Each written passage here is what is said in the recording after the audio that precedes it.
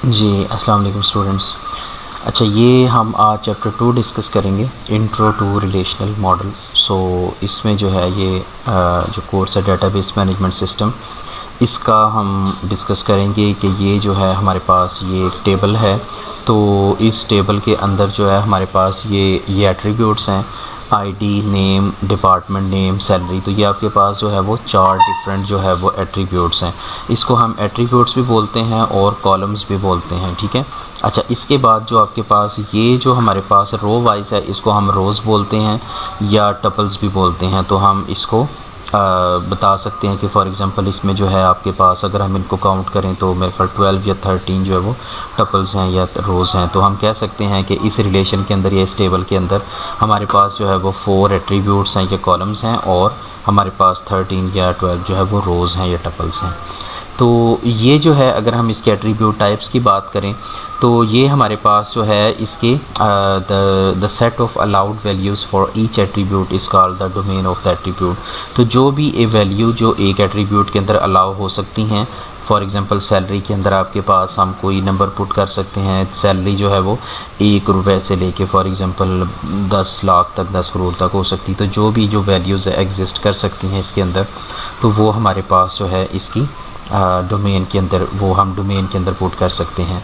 तो जब एक वैल्यू अननोन हो तो उसको हम नल असाइन कर सकते हैं, ठीक है। तो वहाँ पे हम नल लिख सकें। फॉर एग्ज़ाम्पल अगर हमारे पास ये जो है ने फॉर एग्ज़ाम्पल ये आपके पास है आइंस्टाइन और इसका डिपार्टमेंट फ़िज़िक्स है और इसकी सैलरी हमें हमारे अननोन है, तो यहाँ पे हम नल पुट कर सकते हैं। तो ये आपके पास एक वे है जी। तो ये हम डिस्कस कर रहे हैं। अगर हम इस पे देखें तो एट्रीब्यूट्स जो है वो for example A1, A2 and so on AN तक हो सकते हैं। ये बेसिकली एट्रीब्यूट के नेम्स होंगे। फॉर एग्ज़ाम्पल जिस तरीके से अगर हम इसमें देखें तो यहाँ एट्रीब्यूट A1 जो है वो हमारे पास आईडी है, A2 जो है वो नेम है, A3 डिपार्टमेंट नेम है।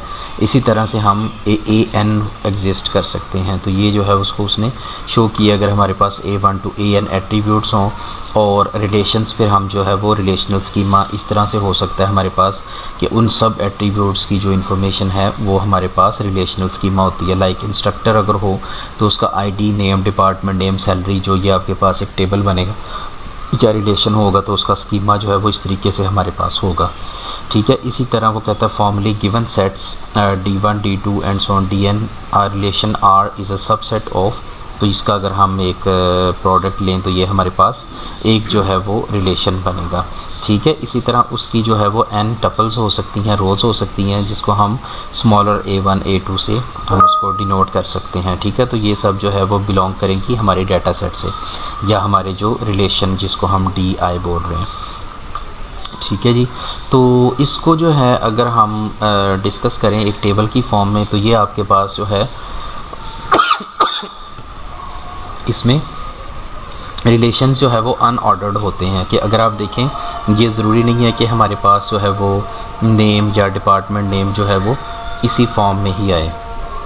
अच्छा जी, हम डिस्कस कर रहे थे कि ये हमारे पास जो है रिलेशंस जो है वो अनऑर्डर्ड भी हो सकते हैं। मतलब जो भी रो हमारे पास आएगी, कोई भी फॉर एग्ज़ाम्पल हम जो है वो एक नए बंदे को ऐड करना चाह रहे हैं तो उसके लिए कोई ऑर्डर होना ज़रूरी नहीं है। वो फॉर एग्ज़ाम्पल हो सकता है मोहम्मद असर उसका नाम हो और डिपार्टमेंट कंप्यूटर साइंस हो और आगे जो है उसका सैलरी यहाँ पे पुट हो जाएगी, ठीक है। तो आपके पास ये जो है वो उसका कोई ऑर्डर होना ज़रूरी नहीं है, बस सिंपल जो है वो जिस तरीके से डाटा आता रहेगा हम उसको पुट करते जाएंगे।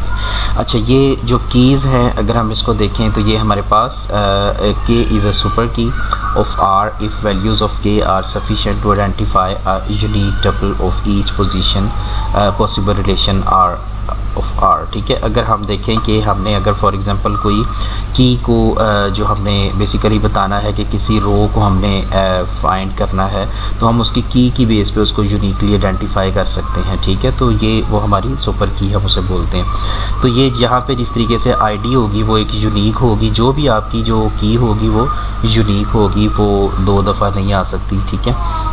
तो वो वन टाइम ही होगी, अच्छा सिंगल ही होगी। अच्छा इसी तरह आईडी या आईडी और नेम ये मिलके भी जो है हमारे पास सुपर की हो सकते हैं कंस्ट्रक्टर की। अच्छा सुपर की के इज़ अ कैंडिडेट की इफ़ के इज़ मिनिमल, तो example ID is a candidate की फॉर इंस्ट्रक्टर, तो हम सिर्फ एक आईडी को भी एक कैंडिडेट की कह सकते हैं। ये एक सुपर की हमारे पास बन सकती है, ठीक है। One of the candidate key selected to be the primary key, so हमारे पास जो भी कैंडिडेट कीज़ एग्जिस्ट करती होंगी बेसिकली जो यूनिकली आइडेंटिफाई हो सके, जो यूनिक हों उनको, उनमें से हमको ये प्राइमरी की हम उसको बोल देंगे। फॉर एग्जांपल इसमें हमारे केस में हम जो है वो नाम जो है वो प्राइमरी की नहीं ले सकते क्योंकि वो 2 दफ़ा भी आ सकता है। इसी तरह डिपार्टमेंट नेम नहीं ले सकते, इसी तरह हम सैलरी नहीं ले सकते, लेकिन हमारे पास ये आईडी जो है वो यूनिक होगी, इसलिए हम आईडी को एक हम एज अ प्राइमरी की लेंगे और फिर हम जो एक आईडी एक दफ़ा पुट कर देंगे, नेक्स्ट टाइम जो है हम वो आईडी नहीं इसमें ऐड कर सकते इस टेबल में, तो वो हमारे पास यूनिकली आइडेंटिफाई करने के लिए हम उसको एज अ प्राइमरी की कंसीडर करेंगे। अच्छा जी, इसी तरह जो फॉरेन की होती है ये आपके पास क्या होता है कि जब हम किसी दूसरे टेबल को हमने असाइन करने होता है तो हम जो है वो एक टेबल की प्राइमरी की जो है वो एज आ हम उसके दूसरे टेबल में फॉरेन की जो है हम उसको असाइन कर देते हैं। For example department name in instructor table जो है उसको हम एज अ फॉरेन की ऐड कर सकते हैं एक डिपार्टमेंट के अंदर, ठीक है। डिपार्टमेंट दूसरा जो टेबल है उसके अंदर हम असाइन कर सकते हैं। तो ये आपके पास जो है वो आपके पास जो है वो कीज़ का एक वे है कि हम प्राइमरी की और फॉरेन की के बेस पे हम उसको असाइन कर सकते हैं। अच्छा जी, तो ये आपके पास हो गया बेसिकली कि कीज़ का कॉन्सेप्ट कि प्राइमरी की कैसे, प्राइमरी की कौन सी होगी कि आपके पास जो है वो कोई भी यूनिक की जो कि जिसकी वैल्यू रिपीट ना हो रही हो उसको हम एज अ प्राइमरी की लेंगे, तो वो ताकि यूनिकली हम एक रो को निकाल सकें, सेलेक्ट करके हम उसमें से टेबल में से फाइंड कर सकें। और जो प्राइमरी की एक टेबल की होगी उसको ही नॉर्मली हम फॉरेन की एज अ फॉरेन की तो किसी दूसरे टेबल में असाइन करते हैं, ताकि अगर हमने कोई 2 टेबल्स का डाटा चेक करना हो, तो कोई फाइंड करना हो 2 टेबल्स में से, तो हम उस फॉरेन की बेस पे उसका हम रिलेशन बनाते हैं। इसकी हम एग्जांपल्स अभी देखेंगे कि फॉर एग्जांपल स्कीमा डायग्राम है फॉर यूनिवर्सिटी डेटाबेस, तो ये आपके पास इसमें डिफरेंट टेबल्स हो सकते हैं, ठीक है। फॉर एग्जांपल हम ये देखते हैं उसमें स्टूडेंट एग्जिस्ट कर सकता है एक यूनिवर्सिटी डेटाबेस में, और एडवाइज़र हो सकता है, कोई टीचर है, ठीक है, इंस्ट्रक्टर है, ये आपका बैच एडवाइज़र है, ये इंस्ट्रक्टर है, ये आपका जो है वो डिपार्टमेंट हो सकता है। डिपार्टमेंट के अंदर कौन कौन से एट्रीब्यूट्स एग्जिस्ट कर रहे हैं, डिपार्टमेंट का नेम हो सकता है, ठीक है। बिल्डिंग हो सकती है, किस बिल्डिंग में डिपार्टमेंट एग्जिस्ट करता है, उसका बजट कितना है, ये हम यहाँ पे शो करवा सकते हैं, ठीक है। तो इसी तरह कोर्स है, कोर्स आपके पास आता है, कोर्स आईडी है, टाइटल है, ठीक है, डिपार्टमेंट नेम है, क्रेडिट्स है, तो इसी तरह ये होता है।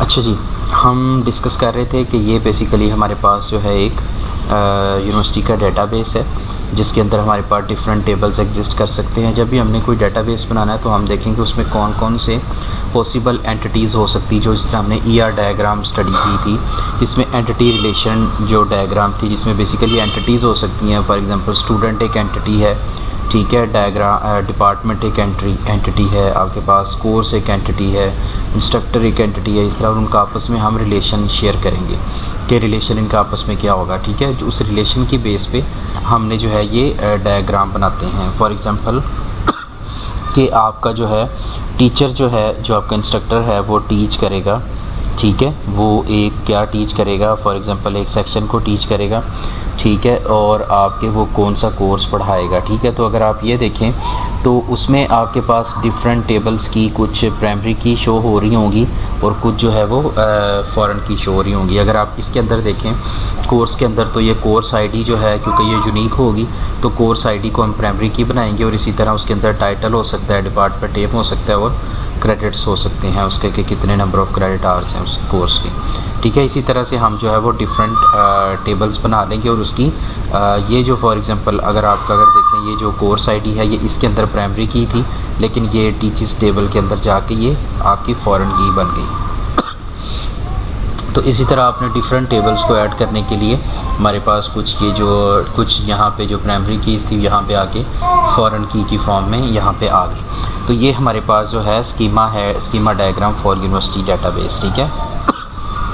अच्छा अच्छा जी, अब हम बात करेंगे आरक्यूएल की रिलेशनल क्यूरी लैंग्वेज, ठीक है। इसके अगर हम डिस्कस करें तो ये आपके पास कुछ ऑपरेशंस हो सकते हैं एक जो टेबल के अंदर या एक रिलेशन के अंदर लग सकते हैं, ठीक है। हम जो है किसी बेस पे इसके बाद हम एसक्यूएल सीखेंगे नेक्स्ट लेक्चर में, ताकि आपको पता चले कि हम किस तरीके से जो है वो जो रोज़ को सिलेक्ट कर सकते हैं। अगर आप ये देखें हमारे पास अगर ये एक रिलेशन आर है या डाटा भी जो एक टेबल है जिसको हम डाटा टेबल भी बोलते हैं, ये जो टेबल है हमारे पास, इसमें से अगर हमने कुछ रो सेलेक्ट करनी है, फॉर एग्ज़ाम्पल ये हमने कंडीशन लगाई है कि जिसमें वो रो सेलेक्ट करें जिसमें हमारे पास a इक्वल टू बी हो। a इक्वल टू बी मतलब a और b की वैल्यू इक्वल हो, एंड ये एंड का साइन है, and d is greater than 5 जिसमें d की वैल्यू जो है वो ग्रेटर दैन 5 हो, ठीक है। तो अगर आप देखें तो ये अगर आप हमारे पास कंडीशन हो तो हमारे पास ये अगर इसमें देखें कि a अल्फ़ा ये अल्फ़ा की वैल्यू ये a और b की वैल्यू इक्वल है और d की वैल्यू भी 5 से ज़्यादा है, तो ये हमारे पास जो फर्स्ट रो है ये हमारे पास ये यहाँ पे आ जाएगी, ठीक है। सेकंड a और b की वैल्यू इक्वल नहीं है तो ये नहीं आएगी। इसी तरह बीटा ये हमारे पास सेम वैल्यू है, लेकिन ये हमारे पास दूसरी condition d is greater than 5 ये पूरी नहीं होती, तो इसलिए ये वाली रो भी नहीं आएगी। सेकंड क्यों नहीं आएगी? क्योंकि इसमें a और b की वैल्यू इक्वल नहीं है। थर्ड क्यों नहीं आएगी? क्योंकि इसमें ये सेकंड कंडीशन कंप्लीट नहीं होती, क्योंकि एंड का साइन है, इसलिए दोनों कंडीशन का पूरा होना ज़रूरी है। तो अगर आप देखें फोर्थ रो तो हमारे पास a और b की वैल्यू इक्वल है और d की वैल्यू भी ग्रेटर दैन 5 है, तो ये भी आपके पास यहाँ पे ऐड हो जाएगी, ठीक है। तो ये हमारे पास सिलेक्ट ऑपरेशन के थ्रू होगा कि अगर हम देखेंगे कि हम एसक्यूएल की क्यूरी लगाएंगे जिसमें हम देखेंगे ये वेयर की क्लॉज में आएगा a is equal to b and d is greater than 5, तो वो जो हमारे पास इस पूरे टेबल के अंदर से या रिलेशन के अंदर से ये हमारे पास दो रोज़ जो हैं, दो टपल्स हमारे पास न्यू रिलेशन आ जाएगा इस क्यूरी की बेस पे कि हमारे पास ये जो दो रोज़ आएंगी। अच्छा, एक है प्रोजेक्ट ऑपरेशन, ठीक है जी। हम जो जिसमें हम कॉलम्स को सिलेक्ट करते हैं, फॉर एग्जांपल a b और c है, तो हम इस तरीके से हम बता सकते हैं कि a और c कॉलम को जो है वो सिलेक्ट कर लें तो a और c कॉलम जो है वो इसमें आ जाएगा, जबकि b कॉलम जो है वो b एट्रीब्यूट नहीं आएगा। तो a और c कॉलम जो है वो आ गया, लेकिन क्योंकि हमारे पास ये a अल्फ़ा 1 और पहली और सेकंड रो सेम है तो हम इसको इसके इक्वल किया कि हम एक ही दफ़ा भी इसको लिख सकते हैं, ठीक है। तो ये हमारे पास सिलेक्शन ऑफ कॉलम्स है। पहले हमने सिलेक्शन ऑफ रोज़ किया, अब हमने सिलेक्शन ऑफ कॉलम्स किया, ठीक है जी। नेक्स्ट आपके पास है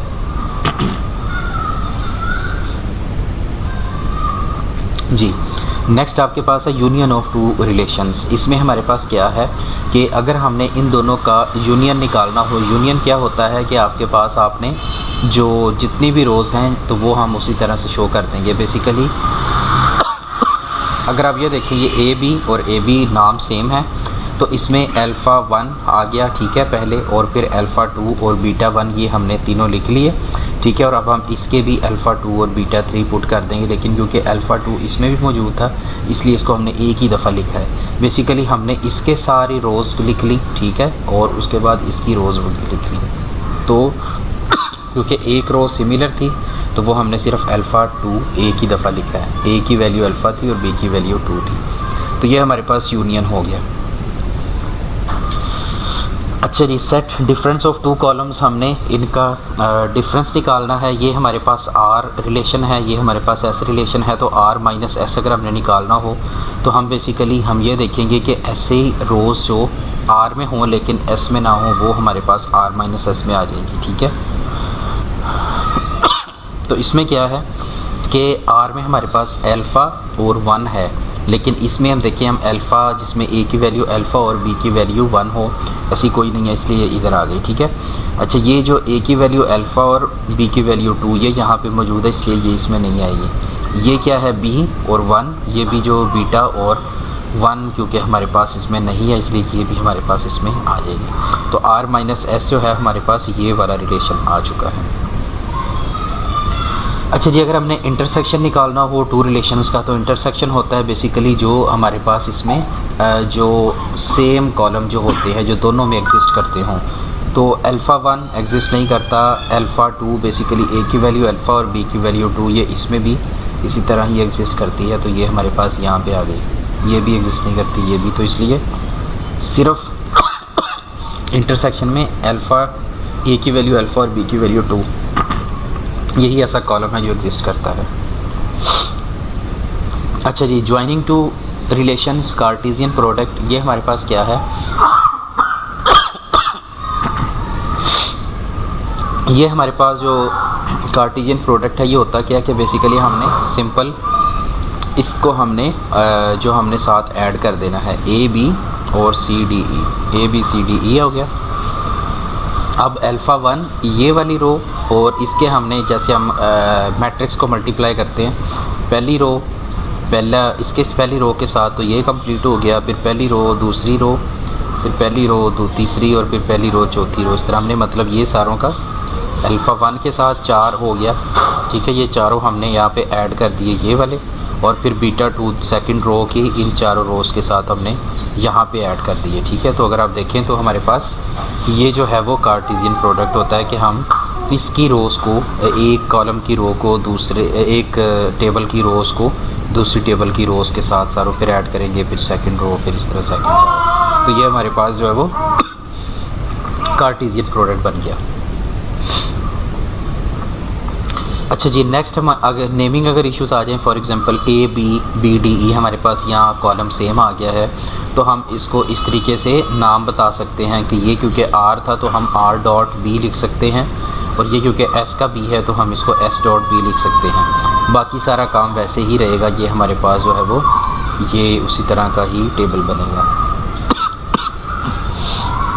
अच्छा, अगर हमने रीनेम करना हो टेबल को तो ये हम आगे डिस्कस कर चुके हैं। For example R dot A R dot B, ठीक है, और S dot A S dot B के नाम से, तो हम उसके बाद जो है वो इसको ही इसके साथ ही हमने मल्टीप्लाई किया, फिर पहली रो को दूसरी रो के साथ मल्टीप्लाई किया तो ये आ गया, ठीक है।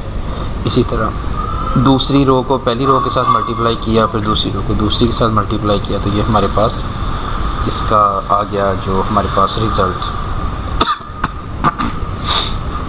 नेक्स्ट हमारे पास है कंपोजिशन ऑफ ऑपरेशन।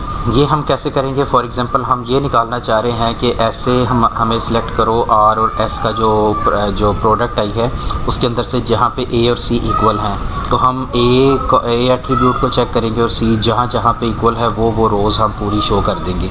तो यहाँ पे पहली में अगर देखें ए और सी इक्वल है, अल्फ़ा अल्फ़ा दोनों की वैल्यू है, तो ये हमारे पास आ गई पहली रो।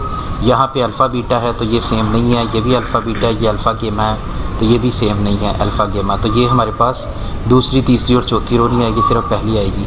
और अगर हम यहाँ पे देखें तो ये बीटा बीटा है, ये वाली आ जाएगी, ये भी बीटा बीटा है, ये भी आ जाएगी, तो ये बीटा गेमा ये नहीं आएगी। तो पहली और ये छठी सातवीं ये हमारे, ठीक है। तो होपफुली आपको ये समझ आ गई होगी कि हमने ये जहाँ पे ए और सी इक्वल होगी वो हमने यहाँ पे इसमें टेबल में हम शो कर सकते हैं, जो इक्वल होगी तो वो हमारे पास न्यू टेबल आ गया। अच्छा, ज्वाइनिंग टू रिलेशन जिसको हम बोलते हैं नेचुरल ज्वाइन, इसमें हमने क्या करना है कि हमने इनका यूनियन चेक करना है दो टेबल्स का, लेकिन ऐसे आएंगे जो कि हमारे पास सिमिलर हों। तो आप ये देखें कि ये है ए बी सी डी और ये है बी डी ई, ठीक है। तो बी और डी यहाँ पे सेम हैं तो इसकी बेस पे जहाँ पे बी और डी हमारे पास कॉमन आएंगे वो वाली रोज़ हम यहाँ पे पुट करेंगे, ठीक है। तो अगर हम देखें कि हमारे पास b क्या है 1, b क्या है a, तो ये यहाँ पे 1 और a ये हमारे पास आ रहा है। तो पहली रो जो है इसका हम इसके साथ रिलेशन लाएंगे। तो अगर हम ये देखें कि a की वैल्यू अल्फ़ा उसी तरह रहेगी, c की वैल्यू अल्फ़ा उसी तरह रहेगी यहाँ पे, और e की वैल्यू भी अल्फ़ा है, और b और d क्योंकि सिमिलर हैं b और d 1a, तो ये हमने यहाँ पे पुट कर दिया, ठीक है, 1 और अल्फ़ा। अच्छा, सेकंड अगर हम देखें कि हम इसी तरह ये हमारे पास इक्वल नहीं है, अगर हम इसका किसी और के साथ रिलेशन देखें तो ये 1a है, 1a एक ये वाला है हमारे पास 1a, ठीक है, ये थर्ड वाला 1a। तो हम क्या करेंगे, ये हमारे पास आएगा a की वैल्यू अल्फ़ा, आगे b की वैल्यू 1, c की वैल्यू अल्फ़ा, ठीक है, और d की वैल्यू हमारे पास a आ जाएगी, और लेकिन e की वैल्यू जो है हमारे पास ये वाली आएगी गैमा, ठीक है, ये हमारे पास आ गया। अच्छा जी, नेक्स्ट अगर हम देखें ये हमारे पास आता है। अब क्योंकि ये तो कंप्लीट हो गया इसका इन सब के साथ। अब अगर हम देखें बी का इनके साथ बी जो ये सेकंड रो है, सेकंड रो में बी हमारे पास है 2 और डी है हमारे पास ए, ठीक है। तो ये हमारे पास जो बी 2 हो और डी जो है वो ए हो, ये कहीं भी नहीं है, इसलिए इस रो का कोई भी नहीं आएगा।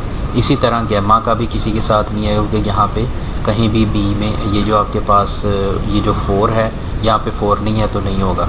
ये जो आपके पास अगर आप देखें ये बी 1 है और डी जो है वो ए है, ये फिर 1 और ए आ गया, तो ये 1 ए यहाँ पे हमारे पास एग्जिस्ट करता है, इसमें और एक इसमें। तो हम ये वाला जो है यहाँ पे एक अल्फ़ा और एक गैमा, तो ये हम यहाँ पे पुट कर देंगे, एक अल्फ़ा और एक आपके पास आ गया ये वाला, ठीक है। ये आपके पास गैमा है, ठीक है, तो ये भी आ जाए। अच्छा, इसके बाद अगर हम इसके साथ देखें कि हमारे पास b की वैल्यू 2 हो और d की वैल्यू b हो, तो ये हमारे पास है 2b, ठीक है। तो इसके बाद हमारे पास ये जो हमारे पास सिग्मा ये यहाँ पे आ जाएगा और बाकी उस तरह ही रहेगा। तो जहाँ पे भी हमारे पास जो मेन जो टॉपिक है जिसका डिस्कशन का मतलब है कि नेचुरल जॉइन में जो भी सिमिलर कॉलम्स हैं वो हैं बी और डी, और इनकी जहाँ पे कॉमन वैल्यूज़ होंगी सिर्फ हम उन रोज़ को यहाँ पे पुट करेंगे, और ये इस तरीके से हमारे पास ये एक हमारे पास न्यू ये टेबल बन जाएगा। तो ये बेटा हमारे पास था ये लेक्चर चैप्टर 2, और इसमें अगर हम देखें कि ये हम ये भी कर सकते हैं, सम कैलकुलेट कर सकते हैं, average maximum mean. For example अगर हमने सम कैलकुलेट करना हो तो ये हमारे पास अगर ये हम b का सम कैलकुलेट करें तो ये 2 + 1 3 4 7 और 1 8 9 10, तो ये हमारे पास b का अगर सम निकालें तो 10 आ जाएगा, ठीक है। इसी तरह हम इसकी एवरेज भी निकाल सकते हैं, मिनिमम भी और मैक्सिमम भी,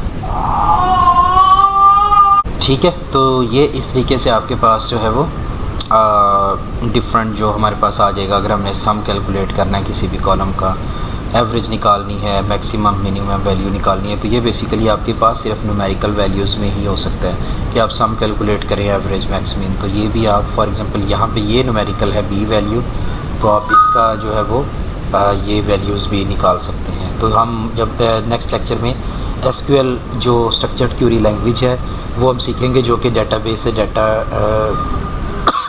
निकालने के लिए यूज़ होती है। तो वो जो है उसमें आपको पता चलेगा कि हम किस तरीके से उनको इम्प्लीमेंट करेंगे। तो ये आपके पास डिफरेंट हमने डिस्कस किया है।